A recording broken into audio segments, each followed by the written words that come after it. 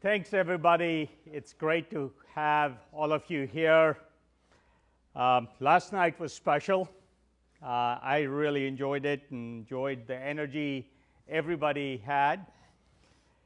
But this morning is special too, with my special good friend, Bill Campbell. If Bill, I can start with my favorite Bill Campbell story. Bill's a person who's lived around the entrepreneurial world his whole life. We met in the 80s in probably one of my biggest disasters. Bill was running the CEO. It was his fault. A company called Go. I always say I'm so happy for Webvan. It made people forget how much money we lost at Go.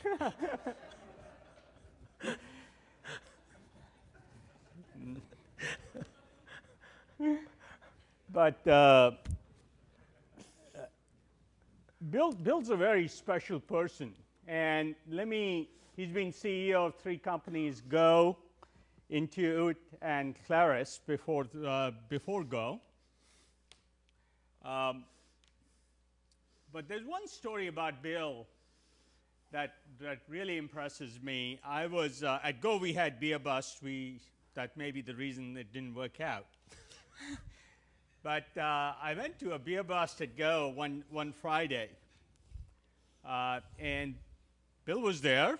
Nothing surprising. We talked, and I said, "Bill, weren't you in Japan yesterday?" He said, "Yeah." And I said, "Don't you have to be in Japan on Monday?" And he said, "Yeah." I said, "So why did you come back?" And he said, "To be here for my people for the beer bust." He came back just to be with the team for an hour at the end of the week. That's Bill. The second Bill story that I'm sure he remembers, Bill was cycling down Sand Hill Road, had a major crash, ended up at Stanford Hospital. Oh, yeah, God. Punctured lung and everything, and he calls me from the hospital bed and says, "I got this big meeting with AT&T. The doctors won't let me out of the bed." They shouldn't when you have a punctured lung. "Could you go for this meeting for me, take them out for dinner?" And I said, "Great." And so I showed up for this dinner, and half an hour later, Bill shows up. He snuck out of the hospital with a punctured lung. Randy Commissar came and snuck me out. He drove the car out. Those 2 stories say more about Bill than anything. So it's a real pleasure to have him here and talk to us today.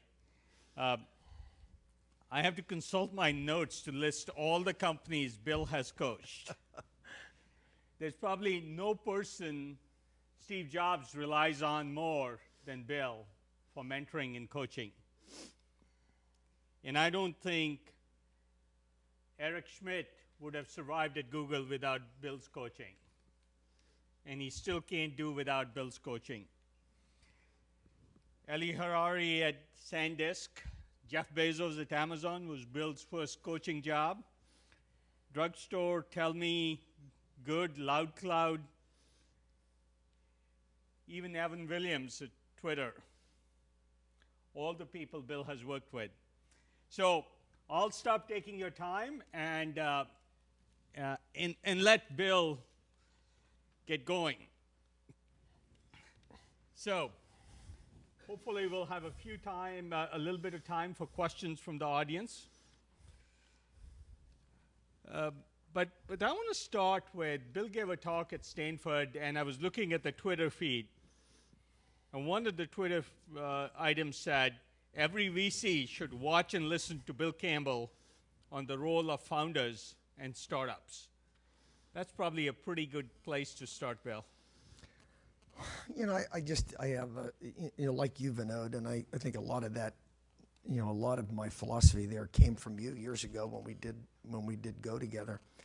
The role of the founders. And, I do think that the founder is crucial to the ongoing vision and culture of the company. And I think both of those are important. I mean, I do think that too often we think about running a company as an operational job. Well, there's a visionary job too. There's a big time strategy component to it that people really need to make sure that they understand. And many times operating people come in, and though they run the company in a better way, they've lost a lot of this heart and soul of the company, the vision that's going to take this thing forward. If you look at companies today that are failing, it's because they don't have follow-on products. They don't have ways to continue to energize themselves after the one-off. So I tried to figure out a way. I was at Apple when Steve Jobs and John Sculley went at it, and it was really a remarkable thing to see for me that John Sculley wanted to be the face of the company. He wanted to be a visionary in his own right, and he wasn't that. And he resented the fact that Steve had the publicity and the charisma of the product vision all the time. And it was just a terrible thing to see. Ultimately, the clash occurred, and unfortunately, Steve got pushed out of the company. No blogs, no photos, no recordings. Okay, if you want me to be as candid as I can, I'll do that. And Sculley was a horse's ass. Okay, and it was, he brought me to Silicon Valley. I should be very grateful. When I was in Kodak in Europe. But I learned a lot from watching that and realized what heart and soul went out of the company when Steve Jobs left. So when I did I had done. I did Claris, where I was the founder myself, and Apple did a very bad thing and bought it back after agreeing that they wouldn't do that. I went on with you and at Go, and the whole goal there was to try to integrate with the founders, Jerry Kaplan and Robert Carr, and you worried about that because of what had happened, and I spent a lot of time talking to you about what you expected the role of the founder to be, and you advised me. We really need him engaged in the company. He's got a great vision about what goes on. And, I never felt threatened by Jerry at all. We had Robert Carr head up engineering, as well he should.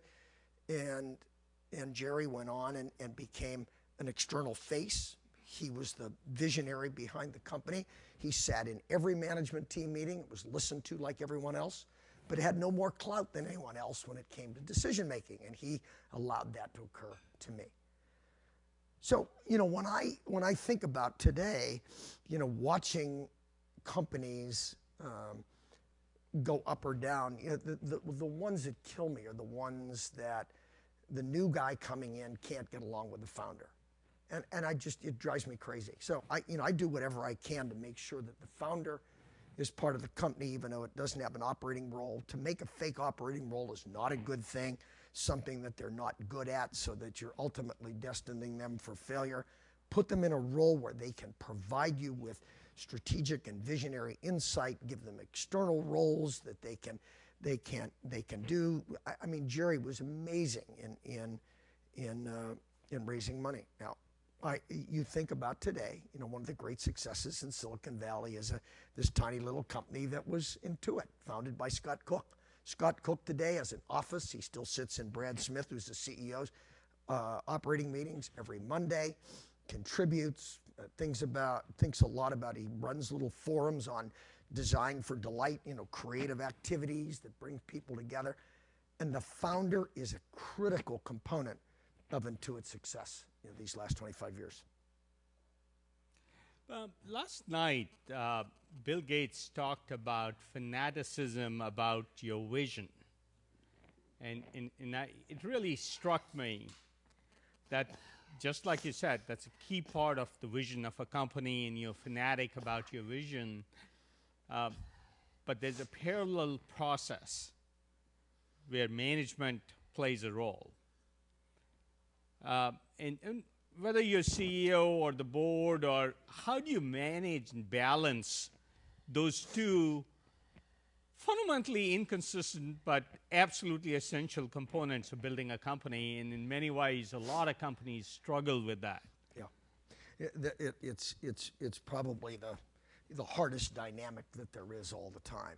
I do think that when you watch people come in to companies and they take I always was admired Lou Gerstner when everybody was saying, "What's your vision?" when he went to IBM. "What's your vision? Tell us your vision." And he said, "I don't have a vision."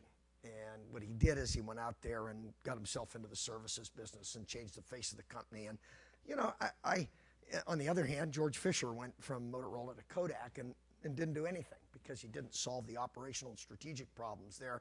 But he was articulating a vision time after time after time that they never did anything about, you know, the digital world, and they just stayed with old film. But I'm struck by. I was talking earlier to David Wyden, and there's a guy over at Stanford who teaches over there, former McKinsey guy named Bill Meehan, and he's piloting a class at Stanford on general management, which is quite interesting. And you know, and he's just so sick of the case studies and the strategy stuff and all of that, and he's trying to figure out how we turn managers out of Stanford to come out with MBAs that really do have operational capability. And so, you know, what you get out of that class, and what he and I've spent time talking about that. You can't be an operating person without a strategy. You can't be an operating person without, you know, a fundamental architecture of a vision that you're trying to get to. You watch Eric Schmidt, you know, who's been one of the great CEOs these last, you know, since '01, and you know, he looks at the vision that Larry and Sergey paint, and he tries to put operational components in place that can get this done. How many times have you seen, you know, a visionary founder who doesn't have the operational ability trying to do this in a clunky way? And so both of those things have to work together. Over a period of time, you're hoping that the operational person has enough strategic. In fact, you should never hire anybody if it's just an operational person, you know, a nuts and bolts person, has no idea about what they're trying to create. I wouldn't hire them anyway. But the fact is, you know, sometimes the founders can paint a vision, and you've got to break them into manageable components so that you can get this part of the product out here and that part of a product, and then follow it on with this. But you've got to have that structure in your mind. And I would say that if you, like when I listen to Scott Cook and know where he thinks that the company should go, it really helps me when I sit there and try to put operational capability together to be able to do that. Let me switch from the founder to the CEO. One of my favorite quotes from Bill Campbell is, "Your title makes you a manager, your team makes you a leader." Tell us about that. Tell us what you mean. You know, I there's a woman that worked for me at everywhere, you know, starting at Apple, Debbie Biondolillo, who said that. And you know, I go over to Stanford, do that class once a year, Charles O'Reilly's class on leadership, and I said, I don't believe in that. You know, I'm sick of hearing about leader and leadership. You know, there's nobody in this room that can't be a CEO, but they have to understand and learn their management practices. And the management practices are critical. I mean, you have to think about how you're going to run a meeting, how you're going to run an operations review, how you're going to keep all of these things on a you know, kind of a calliope, all of them kind of moving in the same direction at the same pace. You've got to be able to look at somebody in a one-on-one and tell them what they're doing well or what they're not, and how to help them course correct. The role of the CEO is management and management practices. And you know, and if they know that you have one of these and that you care about them getting better, all of a sudden you become a leader. They acclaim that, not you.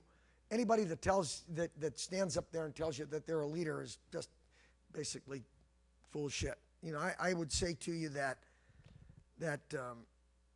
you know, when I was at Apple in those early days, and Steve had, you know, that enormous charisma, he could motivate a group and get them to try to do heroic things. But you know, at the time, they weren't able to do heroic things because they didn't have all the management practices. When he went to Next, and he developed all of those, he's back at Apple as a true leader in every way. The management practices that he uses and the ability to attract the team, coach them, and run fundamental reviews about what they're doing and why, and the ability to move people from one project to another, those are the management practices that he had to be able to get in order to be a true leader. He is a leader. He's a leader of his company. But don't mistake charisma for leadership. You know, I say to you now, you go through Silicon Valley and you watch the different kind of people that have been CEOs. You know, go back to Andy Grove, Hewlett and Packard, or Jobs, or Scully, or, well, I better, talk about the ones that, John Chambers, Paul Otellini. Everybody's different. There's no formula for what it takes, in terms of personality or background to be a CEO. It takes the ability to manage the company, manage its processes, and manage its people. And you can learn those things. So I'm nuts about that one. Well, since you brought it up, and everybody in the Valley says you're really an operating guy, what does that mean?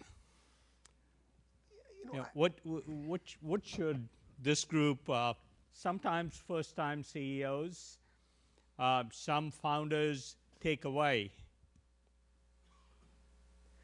So, I'm an operating guy. My part of my defense mechanism is I'm an operating guy.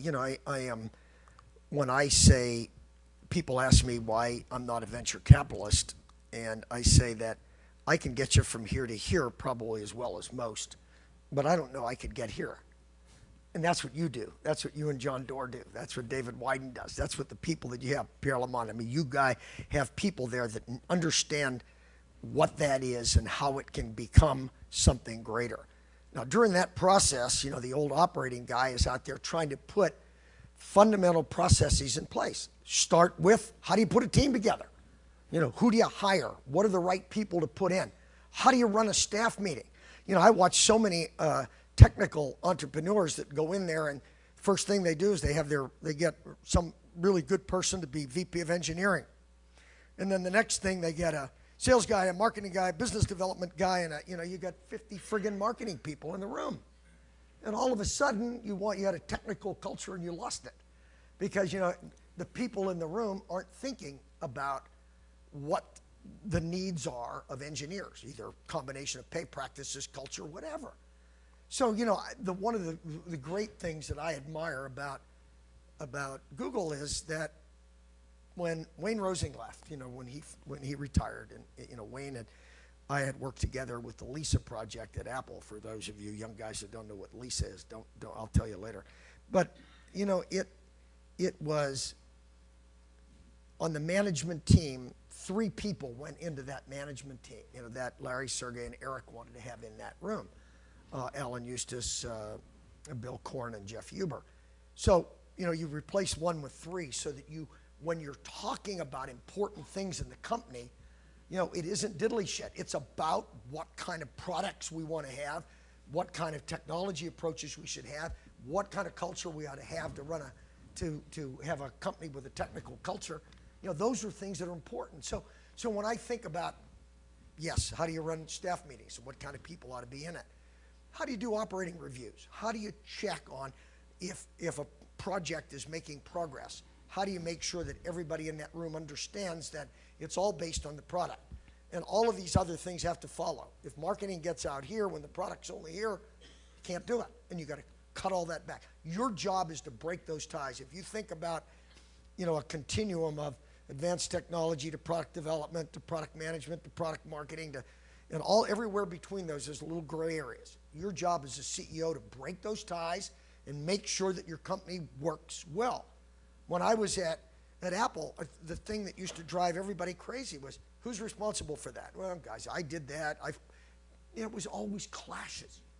And you say to somebody, all right, either you 2 guys break that tie or I'm going to do it. And if I do it, you're not going to like it. And if I have to do it too many times, you're not going to be here. This is what we have to do. I want to make sure you understand your area of responsibility and that you're performing at that level. The operating job of the company is to make sure that you take the vision that you have around the product, bring it to life, and then put all the other components around it. Finance, human resources, marketing, everything else that there is to get the product out the door and make sure that it's successful. Being an operating guy isn't, I don't have the brilliance that a lot of the people in this room have in terms of of being able to look at a technology and apply it. What you guys do is see technologies and know how to apply them. I can do it a little bit, but I'm relying on somebody like you to get me there, and then I can help you to get there. So Jeff Bezos was one of your first coaching assignments. Tell me how that came about, and frankly, what you learned from that. Well, that was my first. It was the first one. I go back with Jeff a ways before that. When Intuit was being acquired by Microsoft, there was the woman who ran Microsoft Money, who I spent a lot of time with, and she would call. We'd talk all the time, call my house.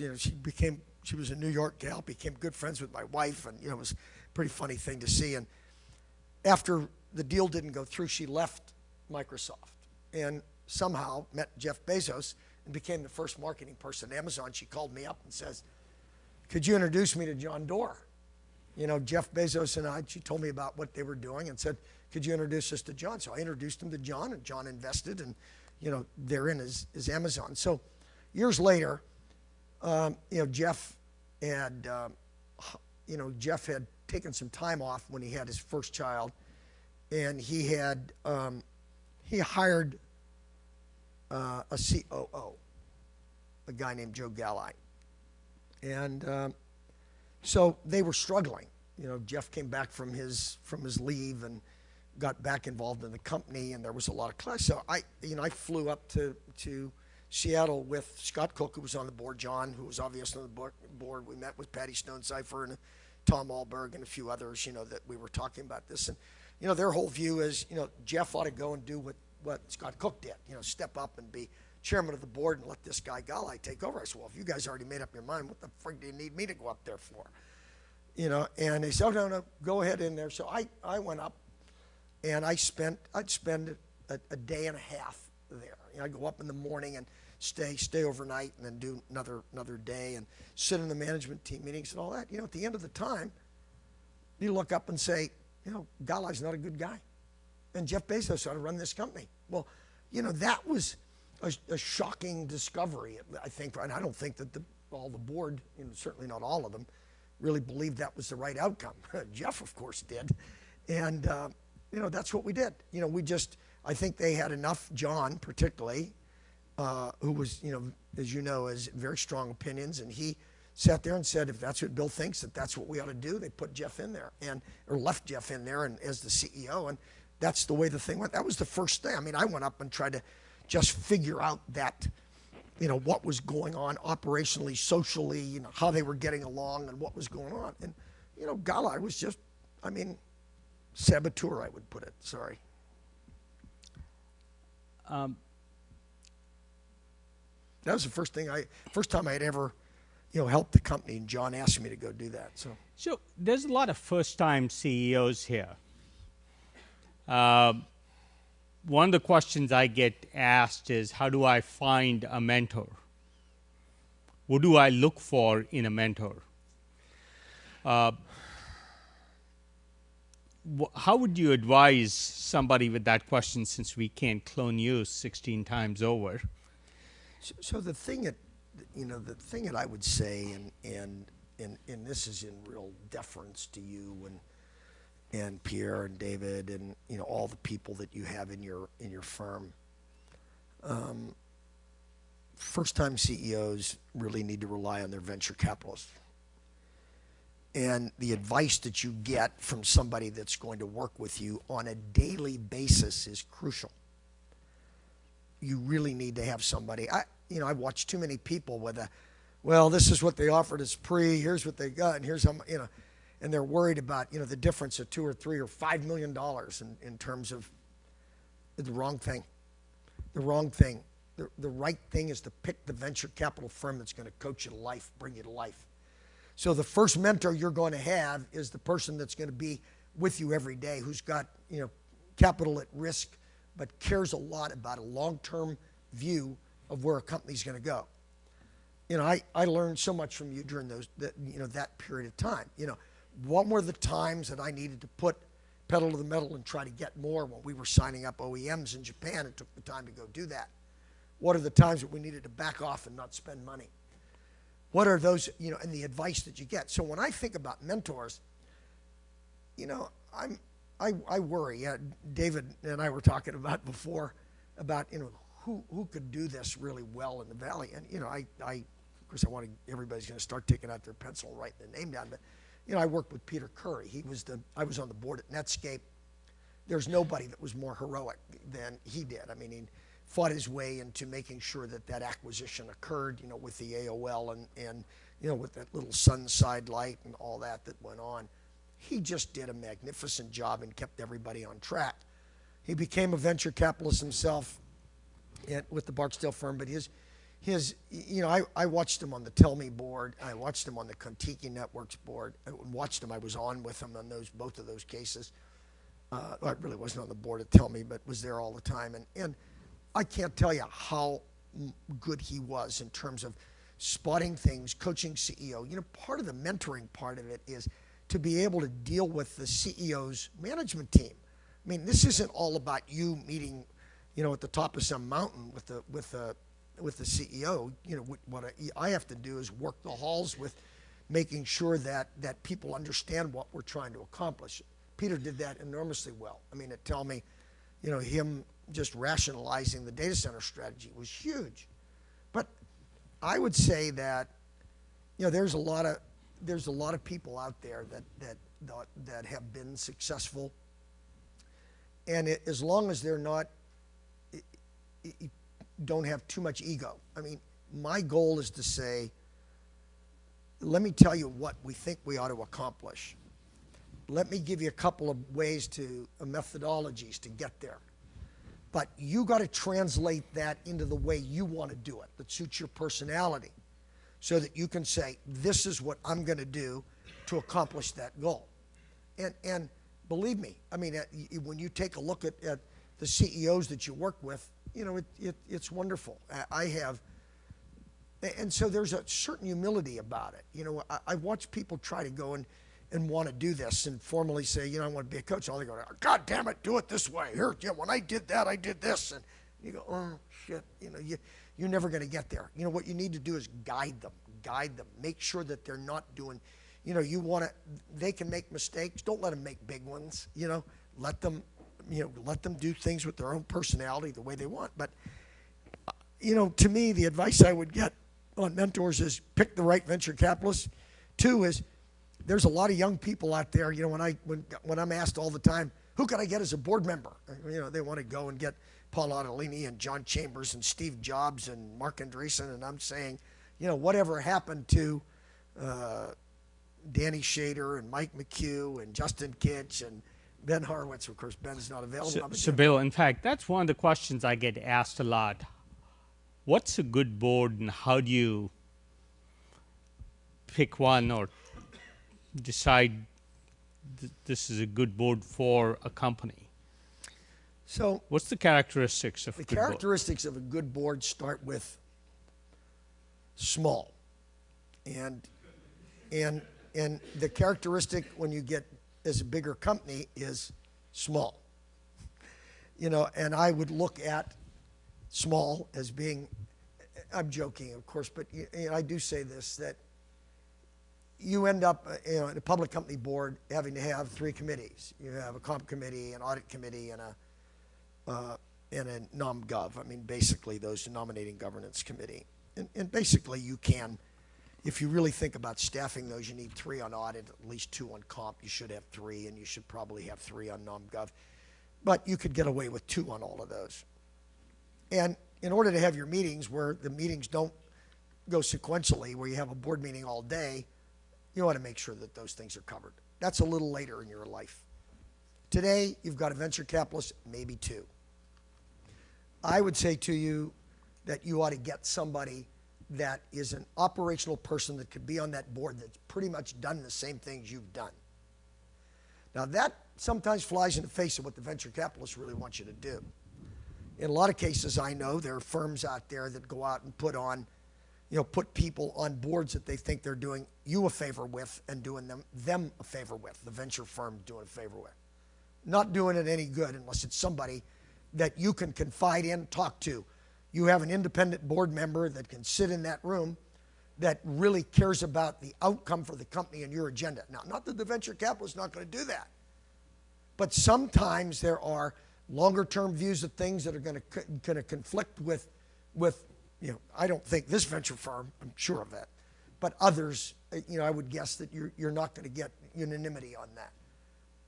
I go back and take a look at those, at the names of the young people that I know that have been, and when I say to you guys right now, who should be on your board? Look right, look left. I mean, it's not that hard.